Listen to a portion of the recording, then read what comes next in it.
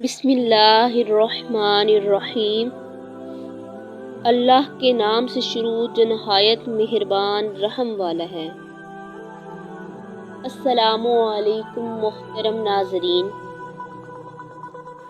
آج کی اس ویڈیو میں ہم جانیں گے کہ حضور اقدس صلی اللہ علیہ وسلم نے کتنے نکاح فرمائے اور ان خوش نصیب خواتین کے کیا نام ہیں جو نبی اکرم صلی اللہ علیہ وسلم کے ساتھ رشتہ ازواج میں منسلک ہو کر امہات المومنین کے اعلیٰ منصب پر فائز ہوئی۔ جی ناظرین، بے شک نکاح کرنا سنت انبیاء ہے۔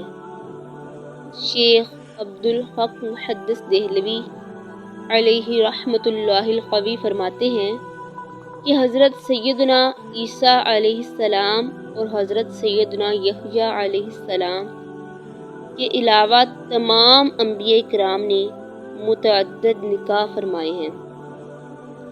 اسی طرح ہمارے پیارے آقا صلی اللہ علیہ وسلم نے بھی کئی نکاح فرمائے ہیں۔ سرکار صلی اللہ علیہ وسلم نے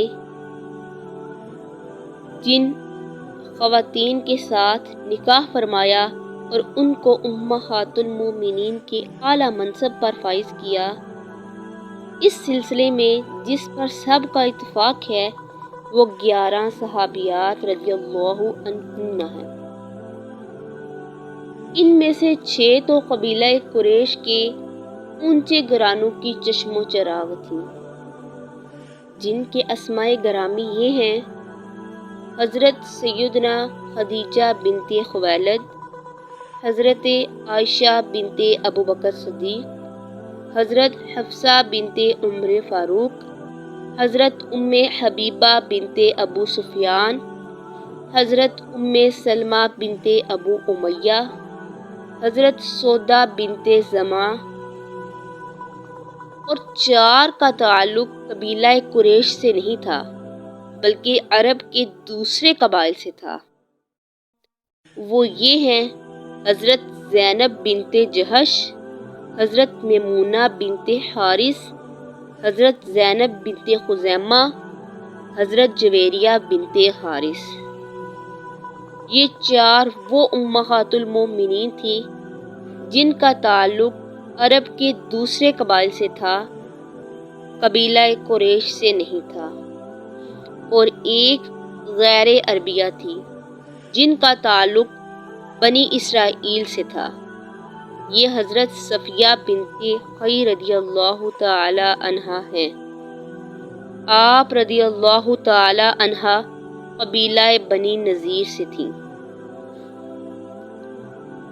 ان 11 ازواج مطہرات میں سے حضرت خدیجہ بنت خویلد اور حضرت سیدنا زینب بنت خزیمہ رضی اللہ عنہما رسول پاک صلی اللہ علیہ وسلم کی حیات ظاہری میں ہی دار الآخرت کو کوچ کر گئی تھی،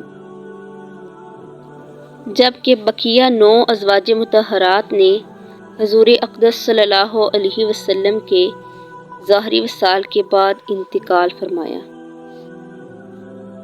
جی ناظرین، اگر آپ کو ہماری ویڈیو اچھی لگی تو سبسکرائب، لائک اور کمنٹ کیجیے۔ والسلام۔